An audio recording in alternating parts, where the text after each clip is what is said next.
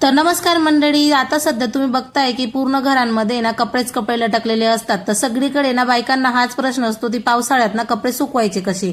तर त्याच्यामुळे ना पूर्ण दिवसभर रात्रभर कपडे सुकत नाही, त्यामुळे ना कपडे असे लावून ठेवावे लागतात घरामध्ये. सगळीकडे कपडेच कपडे, घरात सुद्धा कपडे, बाहेर सुद्धा कपडे असतात. तर ना सगळ्या कपड्यांच्या घड्या करून असा ढीग लावून दिला आणि बरेच कपडे इकडे जमा झाले होते आणि बरेच कपड्यांच्या घड्या करून इथे जमा करून ठेवलेले होते. त्याच्यानंतर आहे ना पाणी आलं आणि पाणी आल्यानंतर सकाळी सकाळी सगळ्यात अगोदर आहे ना पावसामुळे हा ओटा आहे ना पूर्ण घाण होऊन जातो. त्याला पूर्ण क्लीन करून घेतला, स्वच्छ केला आणि त्याच्यानंतर लगेच अंघोळ वगैरे आटपून घेतली.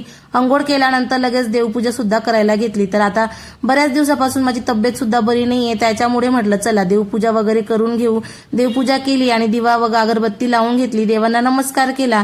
तर उद्यापासून आहे ना मी स्वामी चरित्र पारायण सुद्धा सुरू करणार आहे. आता मी तर लग्नाच्या अगोदर बऱ्याच वेळा स्वामीनारायण पारायण केलं होतं, पण आता आहे ना स्वामी समर्थांचं पारायण आहे ना 10 वर्ष लग्नाला झाल्यानंतर मी केलंच नाही. तर आता लग्नानंतर माझं पहिलंच पारायण स्वामी चरित्र सारामृत राहणार आहे. तर उद्यापासून माझे व्हिडिओ जे आहेत ते ब्रह्ममुहूर्तातलेच असणार आहे. तर तुम्हाला ब्रह्ममुहूर्तातले व्हिडिओ बघायला आवडतील का, कमेंट करून नक्की सांगा. त्याच्यानंतर ना मी मुगाच्या डाळीचे चिले बनवले आणि देवांना नैवेद्य दिला आणि मी सुद्धा खाऊन घेतलं. तर भेटूया उद्या, बाय.